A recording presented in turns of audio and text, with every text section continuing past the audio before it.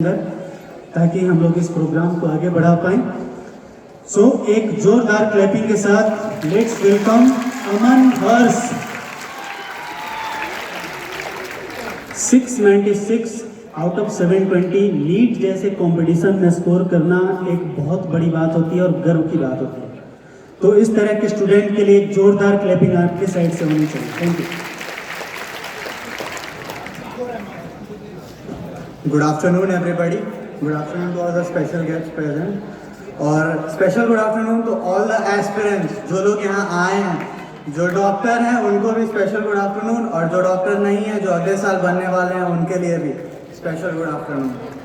मेरा जर्नी तो काफ़ी लंबा रहा, थर्ड अटेम्प्ट में क्लियर हुआ बट देर आए दुरुस्त आए, लंबा लगा लेकिन हो गया। अपियरिंग में गोल से ही शुरुआत किए थे, फाउंडेशन में थे, नीट दिए थे, ज़्यादा नंबर नहीं आया था, 350 मार्क्स आया। फिर उसके बाद दोबारा सर से बात किए, सर लोग ने गाइड किया, विपिन सर, रंजय सर, आनंद सर, इन लोगों ने समझाया बताया कि कम नंबर है, बढ़ सकता है, स्कूलिंग भी साथ साथ था। तो फिर उसके आगे मेहनत किए तो सेकेंड अटेम्प्ट में 602 मार्क्स आया, लेकिन फिर पिछले साल सिलेक्शन दोबारा नहीं हुआ। तो पिछले साल के बाद तो काफ़ी प्रॉब्लम हुआ था, लेकिन इस पॉइंट पे सबसे ज़्यादा सपोर्ट मेरे पेरेंट्स का था जो आज आए हुए हैं यहाँ पे।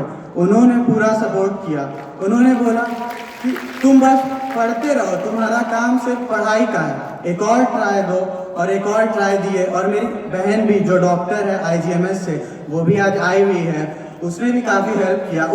उसका IGMS हुआ, उसके कारण ही मेरा उससे बेहतर कॉलेज में हम जा पाए। उसका जो सारा सपोर्ट था, कैसे पढ़ना है, कैसे गलती नहीं करना है, वो नहीं उसने बताया, तो पूरा सपोर्ट रहा। फिर गोल भी था ही साथ में। आनंद सर बोले कि तुम्हारा नहीं हुआ है तो और अच्छा ही हुआ कि अगले साल बेहतर कॉलेज में जाओगे। तो फिर गोल विलेज गए। गोल विलेज जाने के लिए तो हम स्केप्टिकल थे थोड़ा कि क्या होगा गोल विलेज जाएंगे, क्योंकि हॉस्टल में तो रहे थे बट गोल विलेज टाइप के हॉस्टल में कभी रहे नहीं थे और इतने पढ़ने वाले स्टूडेंट हम थे नहीं। टेक्स्ट बुक एग्जाम्पल स्टूडेंट थे किसी का जिसका सिलेक्शन नहीं होने वाला था, मतलब सीरियस स्टूडेंट कम्प्लीटली नहीं थे। फिर जब गोल विलेज गए तो अपने सीरियस दोस्तों से मिले जो आज आए हुए हैं, सारों 8 का हम लोग का सिलेक्शन हो गया है, हम लोग साथ में डिस्कशन करते थे। तो उनका भी बहुत स्पेशल रोल होता है, मतलब उनका जो सपोर्ट होता है ना वो अलग लेवल पर रहता है। जैसे अगर कम नंबर आया, इंटर ग्रुप में भी हम लोग का कॉम्पिटिशन चलते रहता था। चैलेंजर एग्जाम हुआ तो मेरे 3-4 दोस्तों का चैलेंजर में भी सिलेक्शन हुआ, मेरा सिलेक्शन नहीं हुआ था। तो ये भी एक मेजर सेटबैक था, बट होता है ना कि मतलब वो एक सेटबैक भी था लेकिन एक मोटिवेशन भी था कि सिलेक्शन चैलेंजर में नहीं हुआ है तो गोल का टॉपर बनना है, और आज वो गोल का टॉपर बन गए। तो फिर आज एक सेटिस्फैक्शन है, एक रिस्पेक्ट खुद के प्रति और सबके प्रति भी है कि आज एक कुछ कर दिए हैं। थर्ड अटेम्प्ट लगा लेकिन कुछ कर दिए, और इनका तो पूरा सपोर्ट मेरे फ्रेंड्स का था ही। और बाकी सब तो स्पेशल सर थैंक्स, हम कंकड़बाग से ही पढ़े हैं तो फिर वहाँ के टीचर्स और गोल के सारे फैकल्टी को स्पेशल थैंक्स, सारे स्टाफ एवरीबॉडी को special thanks. Thank you for coming.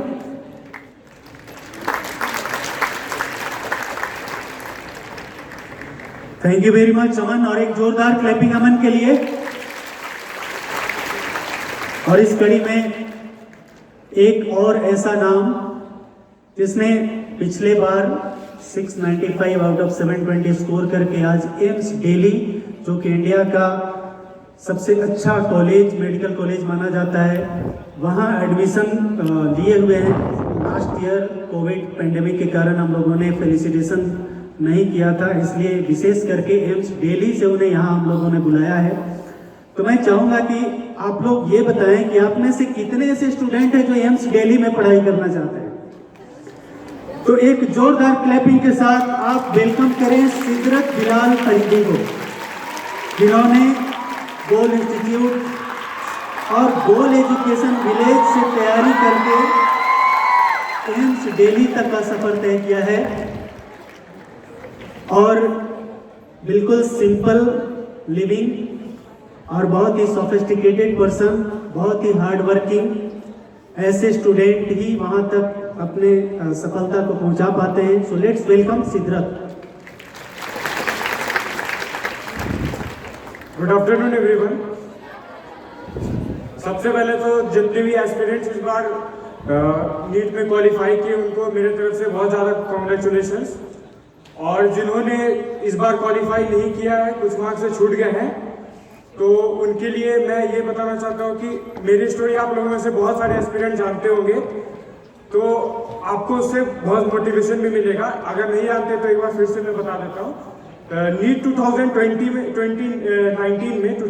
में मैंने पहली बार नीट दिया था, तो उसमें 5 मार्क्स से मेरा छूट गया था। तो वो मेरे लिए बहुत बड़ा सेटबैक था, क्योंकि मैंने कभी नहीं सोचा था कि मेरा नीट में नहीं होगा। मैं हमेशा से यही चाहता था कि फर्स्ट अटेम्प्ट में ही मेरा हो जाए, मगर 5 मार्क्स से मेरा छूट गया था। मैंने लास्ट तक मॉकअप काउंसलिंग में भी मैं गया था, मगर मुझे नहीं मिला था कोई भी कॉलेज, बिहार के कोई कॉलेज नहीं मिला था। तो उसके बाद फिर मैंने गोल्ड विलेज ज्वाइन किया था, और वहाँ का इन्वायरमेंट और वहाँ का जो रिसोर्सेज है, अगर मैं कहता हूँ अगर वहाँ सारे रिसोर्सेज को अगर आप यूटिलाइज करते हैं अच्छे से, तो सच में बहुत अच्छा रिजल्ट आ सकता है। और जैसे कि मैंने सारी रिसोर्सेज को यूटिलाइज किया और मेरा रिजल्ट बहुत अच्छा हुआ। 563 से 695 तक का जो सफर था वो गोल्ड विलेज के कारण ही हुआ। और मैं इसके लिए विपिन सर, रंजय सर, ये सब और आनंद सर सबको थैंक्स कहना चाहता हूँ, क्योंकि एक टाइम पे ऐसा हुआ था कि सैचुरेशन आ गया था 650 मार्क्स पे।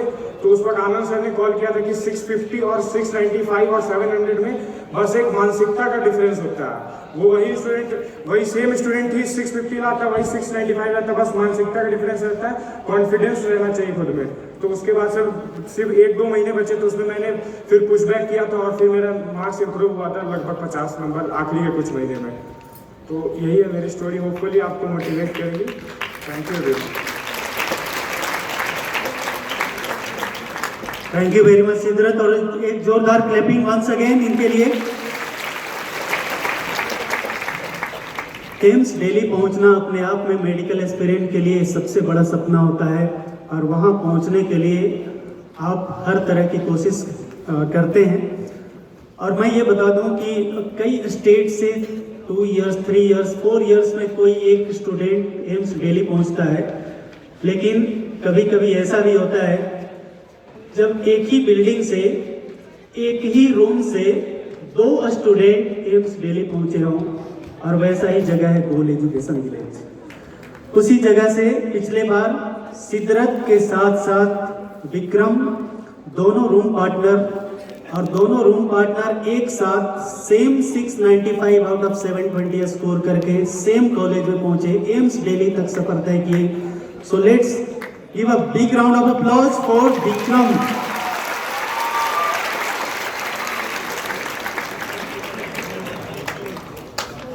विक्रम के लिए जोरदार क्लैपिंग।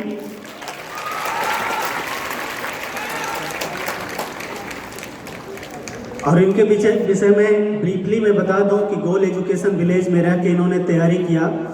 हिंदी मीडियम से आप में से कितने ऐसे स्टूडेंट हैं जो हिंदी मीडियम से आप लोगों ने पढ़ाई किया है?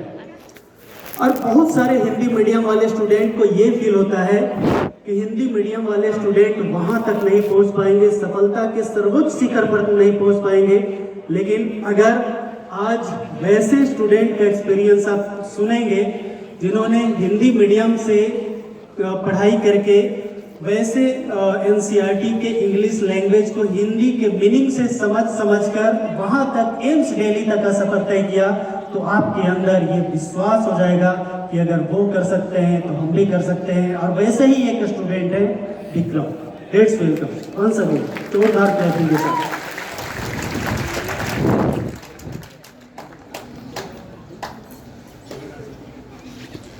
Good afternoon all of you.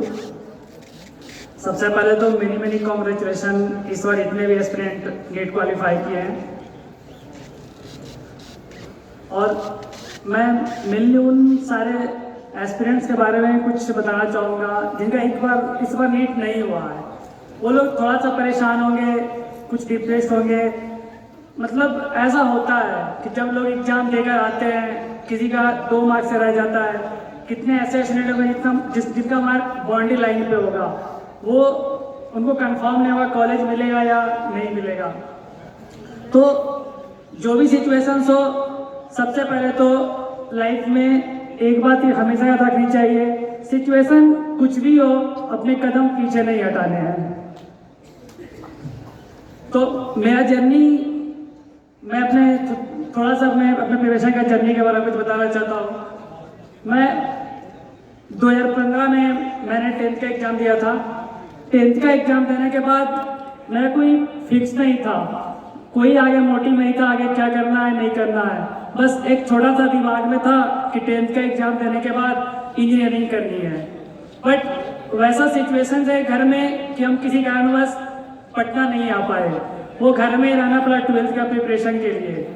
तो 15 से 17 महीने मेरा नवादा डिस्ट्रिक्ट में एक विलेज में घर है, मैंने वहाँ एक टीचर से ही तीनों सब्जेक्ट फिजिक्स, केमिस्ट्री और मैथ की प्रिपरेशन स्टार्ट की। लेकिन जब 17 से पहले जो एक बोर्ड का फॉर्म भरा जाता है जिसमें सब्जेक्ट चेंज करने का ऑप्शन रहता है, तो उस टाइम मेरे एक दोस्त मेरे से मिला और उसने मेरे को बोला कि तुम इंजीनियरिंग करोगे? तो मैंने बोला हाँ। तो बोला तू 17 में अगर पटना जाएगा और तू एक हिंदी मीडियम का स्टूडेंट है तो तू कैसे कर पाएगा, क्योंकि 17 में तुम्हारे जे एडवांस के एक अटेम्प्ट खत्म हो जाएंगे और 17 से 18 हिंदी टू इंग्लिश कन्वर्ट करके जे एडवांस क्वालिफाई करना ये इम्पॉसिबल सा है।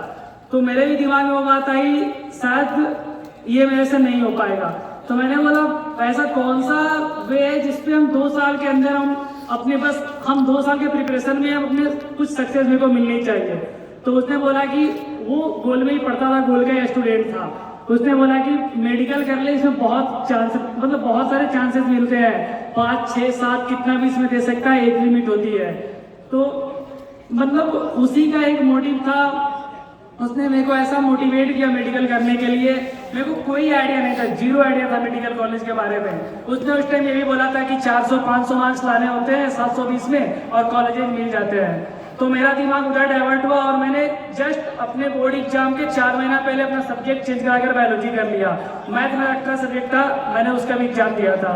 तो अब मैंने सब्जेक्ट चेंज करा के अपना बायोलॉजी कर लिया। अब किसी भी तरह 4 महीने में मैंने एक बायोलॉजी की बुक ली। 12th में बोर्ड में सिर्फ 12th का पूछा जाता है, जैसे भी हिंदी मीडियम से उसको रटना स्टार्ट किया, रट कर एग्जाम दे दिए।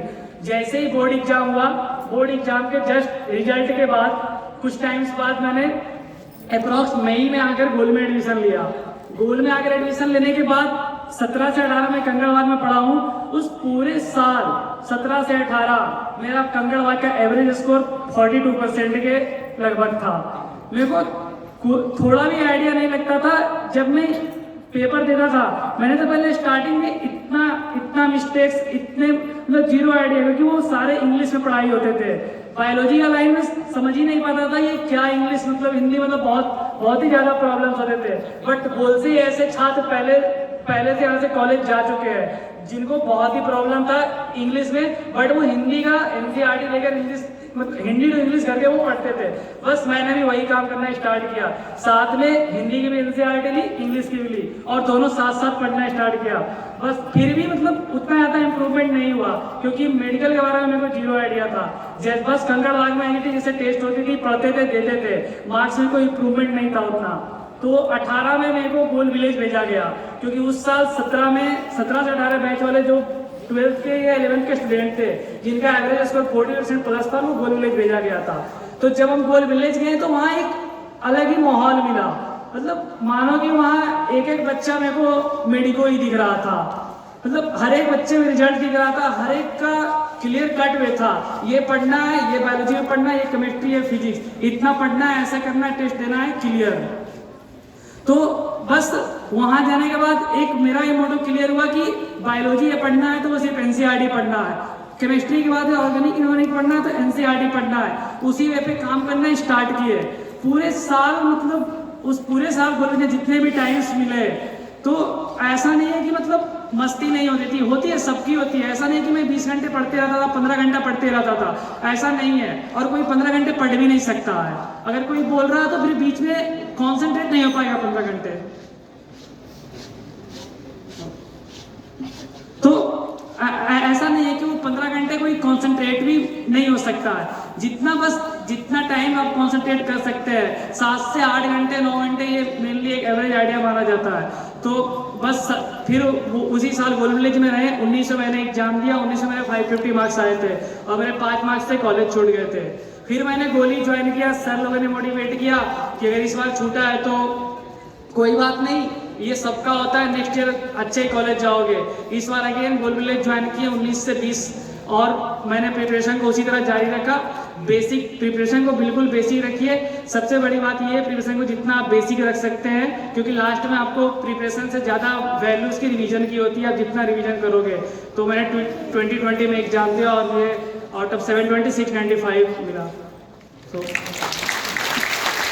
तो एक बात और है, कोई भी एस्पिरेंट अगर नीट जैसे नीट का एग्जाम देने वाले हैं, वो बस सोचते हैं कि जस्ट मेरे को कॉलेज मिल जाए। कितने ऐसे बच्चे जो सोचते हैं कि जस्ट मैं क्वालिफाई कर जाऊँ, तो ऐसा बात नहीं। मतलब आप थोड़ा सा अपना लेवल कुछ भी हो, कितना भी हाई हो, आपका लेवल कुछ भी हो, आप कहीं भी जा सकते हैं। ये मेरा बिलीव है, आप कहीं भी जा सकते हैं। आप कहीं पे हो, आपका लेवल कहीं हो, बस अपने लेवल को, अपने एक टारगेट बनाइए, उस टारगेट पे कंटिन्यूअसली हार्ड वर्क कीजिए।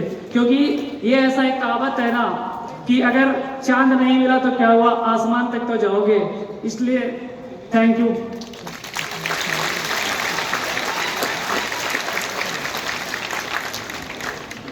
Thank you very much Vikram, और एक जोरदार क्लैपिंग इनके लिए।